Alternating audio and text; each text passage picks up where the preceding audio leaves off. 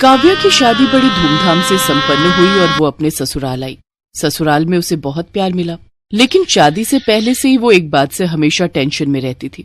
उसने सुना था कि जेठानियां बहुत तेज होती हैं और देवरानी की बिल्कुल मदद नहीं करती। सासू माँ ने काव्या को रोटियां बनाने को कहा तो काव्या परेशान हो गई। काव्या की जेठानी सविता, जो घर की बड़ी बहू थी, हर काम में निपुण थी, खासकर रोटियां बनाने में। मैं क्या करूं, अब तो सासू माँ ने मुझे भी रोटियां बनाने के लिए बोल दिया है, पर मैं यहाँ पर किसी से ये भी नहीं कह सकती कि मुझे मुलायम रोटियां बनानी नहीं आती। घर पर तो मैं जब भी रोटियां बनाती थी तो मेरी रोटी सूख जाती थी। यहाँ भी मैंने कोशिश की है, पर मुझे नहीं लगता कि मैं मुलायम रोटियां बना पाऊंगी। घर पर तो मम्मी संभाल लेती थी, मैं तो सिर्फ सब्जी बनाती थी। रोटी का काम मम्मी के जिम्मे था, पर यहाँ पर तो सासू माँ ने मुझे ही रोटियां बनाने के लिए बोल दिया है। अब रात की रोटियां मैं कैसे बनाऊं, मुझे कुछ समझ नहीं आ रहा। क्या करूंगी? सविता दीदी से पूछना भी ठीक नहीं लगेगा, कहीं वो मेरा मजाक ही ना उड़ा दे कि मुझे मुलायम रोटी बनानी नहीं आती। एक बार कोशिश करती हूँ, शायद बन जाए। काव्या ने किसी तरह रोटियां बनाई, लेकिन वो रोटियां सूख गईं। हे भगवान, अब मैं क्या करूं? मेरी रोटियां तो बिल्कुल सूखी हुई लकड़ी जैसी बनी है। ये रोटियां अगर माँ, बाबूजी, जेठ जी और आशीष ने खाई तो सब मुझ पर हंसने वाले। एक काम करती हूँ, फोन में कोई वीडियो देखती हूँ, शायद समझ में आ जाए। काव्या इंटरनेट पर वीडियो देखती है जिसमें बताया गया था कि आटे में थोड़ा सा मैदा मिलाने से रोटियां मुलायम बनती हैं। क्यों ना मैं भी ये तरीका आजमाऊं। काव्या को मुलायम रोटियां बनाने का तरीका मिल गया था और आटे में मैदा मिलाने लगी। ये तो बहुत थोड़ा रहेगा, मुझे तो ज्यादा रोटियां बनानी है। एक काम करती हूँ, आधा आटा और आधा मैदा ले लेती हूँ तो और मुलायम रोटियां बनेंगी। काव्या चोरी छुपे आटे में मैदा मिलाकर रोटियां बनाती है। रोटियां मुलायम बन जाती हैं और परिवार के सदस्य उसकी तारीफ करने लगते हैं। काव्या बहू, रोटियां तो बहुत मुलायम हैं। हाँ बहू, रोटियां वाकई में बहुत मुलायम बनी है। काव्या, तुम्हारी रोटियां मुलायम तो बनी हैं, पर साथ में इतनी सफेद बनी हैं मानो हम नान खा रहे हों। काव्या घबरा जाती है। वो ये तो बस। काव्या, आशीष को तो आदत है मजाक करने की, पर रोटियां बहुत बढ़िया बनी है। ऐसे ही रोटियां बनाया करो। मजाक कर रहा था, रोटियां बहुत टेस्टी बनी है काव्या। आशीष की बात सुनकर काव्या मुस्कुरा देती है। उस दिन बात खत्म हो गई, पर एक दिन सविता मछली बनाने के लिए ड्रम में मैदा ढूंढ रही थी। तभी उसने देखा मैदे का ड्रम खाली है। मैंने तो कुछ दिन पहले ही मैदा मंगवाया था, पर मैदे का ड्रम खाली क्यों है? मैंने तो मैदे का कुछ भी नहीं बनाया, हो सकता है खत्म हो गया हो। एक काम करती हूँ, मैदे के साथ आटा भी देख लेती हूँ, दोनों चीज एक साथ राशन से मंगवा लूंगी। ये आटा कुछ अलग क्यों लग रहा है? ऐसा लग रहा है आटे में मैदा मिला हुआ है। कहीं काव्या आटे में मैदा तो नहीं मिलाती? तभी उस दिन देवर जी बोल रहे थे कि रोटियां सफेद हैं। हो ना हो जरूर ऐसा ही है। मुझे काव्या से पूछना होगा। मैदे की रोटियां तो हम सबके लिए बहुत नुकसानदायक है। तभी काव्या आ जाती है। सविता उससे इस बारे में पूछती है। काव्या, सच बताओ, क्या तुमने आटे में कुछ मिलाया है? दीदी, मैंने उसमें थोड़ा सा मैदा मिलाया था ताकि रोटियां मुलायम बन सकें। पर क्यों काव्या, तुमने मैदे की रोटियां क्यों बनाई? ज्यादा मैदा खाने से स्वास्थ्य पर भी बुरा असर पड़ सकता है। मुझे माफ कर दीजिए दीदी, मुझे नहीं पता था कि इससे स्वास्थ्य पर असर पड़ेगा। वो दीदी, जब भी मैं रोटियां बनाती हूँ रोटियां सूख जाती हैं।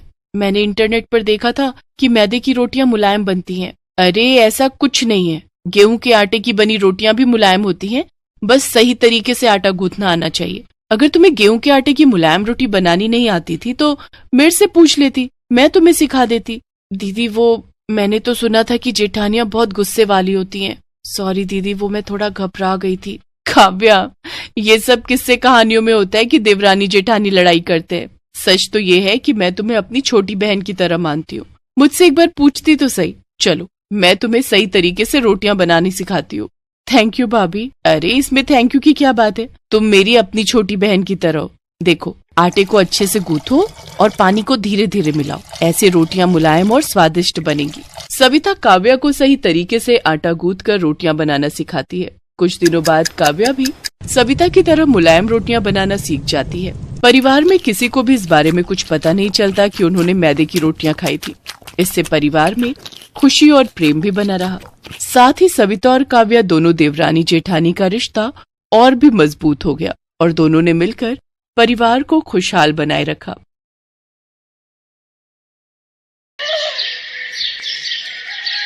वाह वाह अक्षरा बहू, क्या कमाल की सब्जी बनाई है। ऐसा कर, मेरे लिए तो तू 2 रोटी और सेक दे। पेट तो भर गया लेकिन मन नहीं भरा। माँ जी, लेकिन आटा तो खत्म हो गया। कोई बात नहीं, मैं अभी और आटा लगा देती हूँ।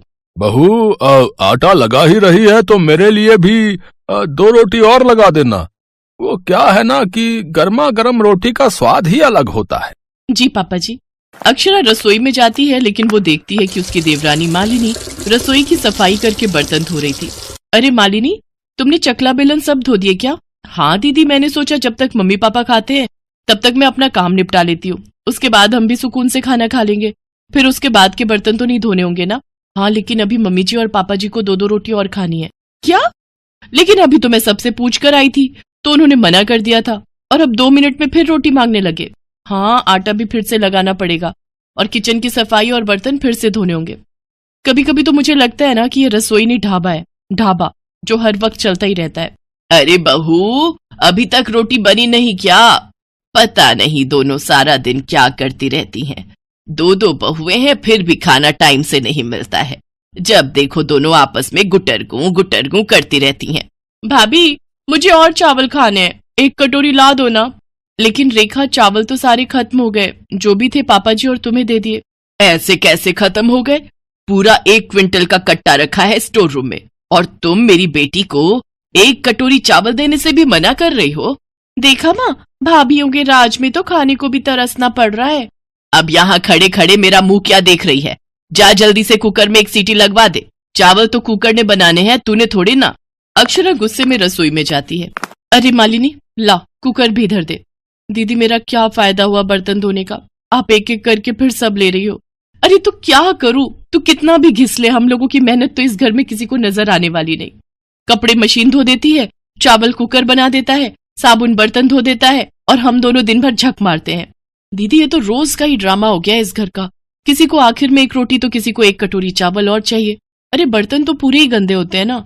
ला अब दे ना बर्तन, अब हम और कर भी क्या सकते हैं। अगर नहीं दिया खाना तो लोग कहेंगे 1 कटोरी चावल और रोटी के लिए बहू ने अपने ससुराल वालों को तरसा दिया। दोनों बहुएं फिर से काम पर लग जाती हैं। इसी तरह वो दोनों सारा दिन किचन में ही लगी रहती, जिस वजह से वो ना तो ठीक से अपने बच्चों की पढ़ाई पर ध्यान दे पाती और ना अपने पतियों के कपड़े समय से प्रेस कर पाती। उन दोनों के 1-1 बच्चा है। सास ससुर और ननद को मिलाकर कुल 9 लोगों का परिवार है। इतने सारे लोगों के लिए खाना बनाने और खिलाने और उनके बर्तन धोने में ही इनका सारा दिन निकल जाता है। दीदी, हम दोनों का सारा दिन रसोई में ही निकल जाता है। कभी कभी तो ऐसा लगता है ये लोग घर में बहू नहीं बल्कि रसोईया ब्याह कर लाए हैं। बात तो तेरी एकदम सही है, सारा दिन ठूस ठूस कर कद्दू की तरह बनते जा रहे हैं। अरे घर में 2-2 बहुएं पकाने के लिए, इसका मतलब ये थोड़ी ना कि तुम 4 दिन का राशन 1 दिन में ही खा जाओ। और तो और अब तो बच्चे भी बड़ों की देखम देखी करने लगे हैं। मालिनी, अब हमारा भी बेशरम बनने का वक्त आ गया है। इनकी अकल ठिकाने लगाने का ना मेरे पास एक आइडिया है, जरा कान इधर तो दे। अक्षरा अपनी देवरानी मालिनी को सारा प्लान समझा देती है।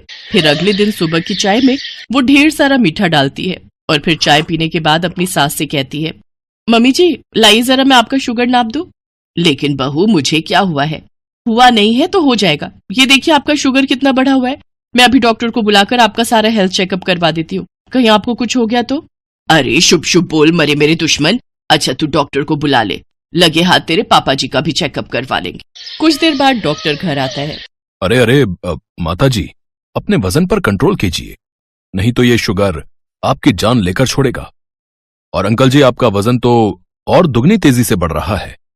आपको अपने खाने पर कंट्रोल करना है और 2 रोटी से ऊपर नहीं खानी। हे भगवान, ये डॉक्टर तो हमारे खाने के पीछे ही पड़ गया। माता जी, आपको बुढ़ापे तक स्वस्थ रहना है और पोते पोतियों को बड़े होते देखना है, तो खाना तो कंट्रोल करना ही पड़ेगा ना। नहीं नहीं, मुझे इतनी जल्दी नहीं मरना। बहू, तू ना आज से मेरे लिए 2 ही रोटी बनाना।